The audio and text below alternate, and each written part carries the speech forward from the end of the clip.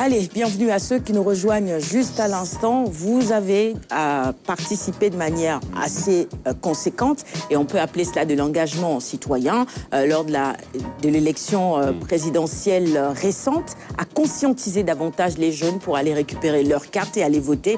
Et ça, c'est à saluer. C'est un peu cela ce matin que nous voulons aussi mettre en évidence. En tout cas, merci d'avoir accepté notre invitation à l'UNE. Et l'initiative, je crois, s'appelait Samakarte. Samakadou. Voilà, ma carte, ma voix. Voilà, ma carte, ma voix. Samakarte, Samakadou, que vous avez pu dérouler durant ce processus électoral. Et ça a permis certainement, j'imagine bien, de mobiliser le corps électoral, parce que lors de cette présidentielle, quand même, on a eu un bon taux de participation, quand on sait que partout, généralement, souvent dans les autres pays, le taux de participation est extrêmement faible. Mais quand même, au Sénégal, on voit que pour la présidentielle, généralement, les citoyens se mobilisent, et cela, grâce au concours d'organisations comme la vôtre. Alors, vous êtes donc le président de l'association sénégalaise des alumni. Ce serait bien pour nous de faire la part des choses, parce qu'il y a beaucoup d'organisations d'alumni, ça et là. Mais quelle est donc la différence entre vous, l'association sénégalaise des alumni, et les autres? Comment est constitué votre réseau?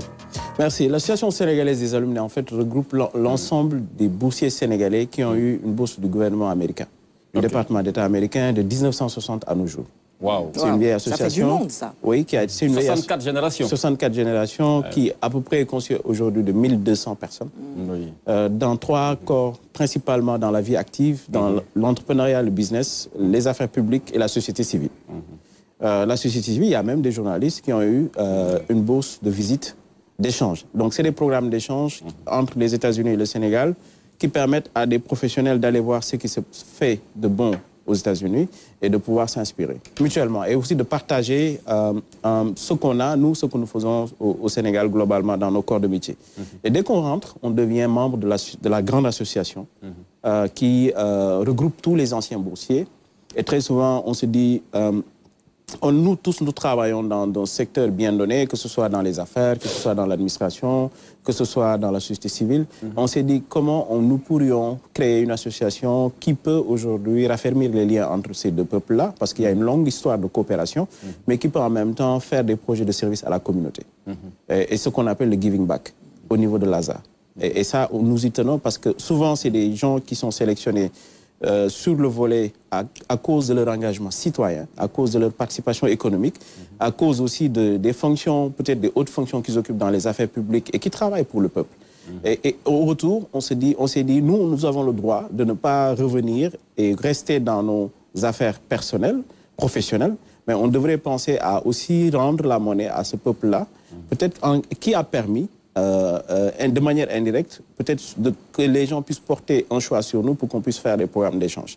Et c'est ça, l'ASA, qui a été créé, comme je l'ai dit, depuis 1900, qui existe depuis aujourd'hui une soixantaine d'années, qui a été créé vers les années 1980, dont l'ancien président, c'est le professeur Ousmane Sen, du WARC, après qui a été succédé par le professeur Koumé, qui était directeur général en charge des questions d'élection dans ce pays. Et après, depuis 2 ans, j'ai repris la présidence. Et on s'est dit, nous devons continuer à développer des projets de service à la communauté. Donc, souvent, on fait des projets autour de l'éducation, de la sensibilisation, de l'environnement, autour de l'économie locale, soutenir les femmes en zone rurale. Donc, toutes ces questions, nous, de manière citoyenne et bénévole, où on contribue, et on s'est dit, avec les moyens que nous avons de part et d'autre, on peut mobiliser des ressources, et on peut aussi faire des projets de service à la communauté. Et c'est ce qui a amené... en 2019, je rappelle que c'est la 2e fois, en 2019, on avait fait aussi une initiative Samakarte Samakadou, lors des élections législatives et des élections dernières, présidentielles.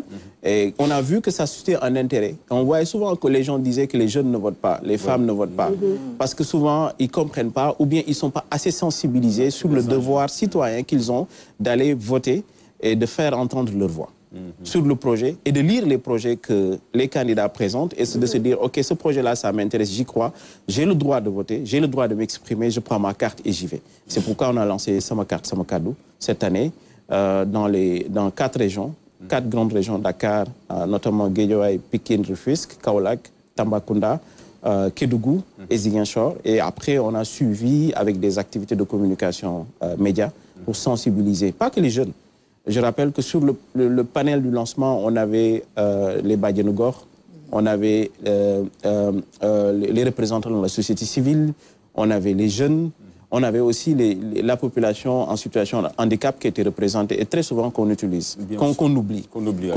Donc on utilise après pour les oublier. Voilà. Donc on a voulu vraiment inviter chaque maillon de la société et leur dire, lancer des messages à l'endroit de la population pour que les populations puissent savoir pourquoi c'est important de voter, pourquoi c'est important d'exprimer sa voix. Et quelle est aujourd'hui l'utilité, l'engagement qu'il devrait avoir vis-à-vis de ce pays que nous partageons tous, qui est le Sénégal. Alors pourquoi vous avez ciblé 4 régions sur 14, quand on sait qu'il s'agit quand même d'élections nationales, il s'agit de choisir le président de la République du Sénégal. Vous êtes basé sur quelles données, sur quels chiffres? Peut-être que dans ces 4 régions-là, il y a une moins forte mobilisation. C'est ça. C'était électoral. C'était ça. On avait analysé la carte électorale et on avait vu, on avait analysé un peu les données sur les anciennes élections. On avait regardé là où les zones où on avait souvent une abstention, un faible taux, et on s'est dit il faut peut-être jouer sur ça et les sensibiliser. Et vous les rappelez ces régions-là, c'est dit? La banlieue, Kaolack, Tamba et Kédougou. Ok. Et Ziguinchor. Oui, c'est vrai. Et on a dit on fait des actions de caravane. Et donc on a fait une caravane dans Dakar et sa banlieue, Kaolack, Tamba, Kédougou et Ziguinchor, où on a sensibilisé des milliers de populations, surtout en grande majorité aussi des jeunes et des femmes. Tout à fait. Parce que c'est la couche la plus importante sur l'échiquier national. Aujourd'hui, les 18, 25 ans, 35 ans représentent à peu près plus de 55% de la population, qui sont en âge, qui sont entrés entre 2019 et maintenant, qui ont eu l'âge de voter. L'idée, c'était de leur dire, allez vous inscrire, allez récupérer votre carte de manière citoyenne, ne vous battez pas, ne cassez pas. Ce pays nous appartient, nous devons le construire, mais en le construisant, nous avons aussi une voix qui compte et que vous devez aujourd'hui regarder parmi les projets présentés, quel est le projet qui vous convainc le plus et voter pour ce projet. Et c'est la meilleure façon de faire les choses, véritablement, d'aller voter. Un commentaire d'abord par rapport à tout ce que vous avez eu à dire, c'est que toutes ces initiatives ont porté leurs fruits. Alioune a rappelé tout à l'heure les chiffres. On a eu un très fort taux de participation. Je pense qu'on est au-delà de 60% pour cette élection présidentielle. Et donc, c'est dire que ces démarches sont à saluer, surtout que beaucoup pensaient que le simple fait d'avoir une carte d'identité suffisait pour aller voter. Or, il faut s'inscrire sur le fichier électoral. Et ça, c'était des messages importants à dire pour changer les choses. Maintenant, ma question, c'est que il y a beaucoup d'associations d'alumni, sortis de telle autre école. Est-ce que vous réfléchissez à travailler ensemble, justement, avec ces associations également? Parce qu'il y a moyen de fédérer, pourquoi pas? Tout à fait. La synergie d'action s'impose. Si on veut faire de l'impact, c'est comment nous mutualisons. C'est comment aujourd'hui nous travaillons avec les autres, d'autant plus que, en tout cas, ceux qui ont les mêmes convictions de servir la communauté, de travailler de manière citoyenne, peuvent se rassembler et faire des choses ensemble. Et au niveau de l'ASA, on est ouvert. On a eu des collaborations. Une grande conférence, par exemple, pour réunir tout le monde, pour réfléchir ensemble. Pour réfléchir ensemble sur ça, c'est une bonne idée.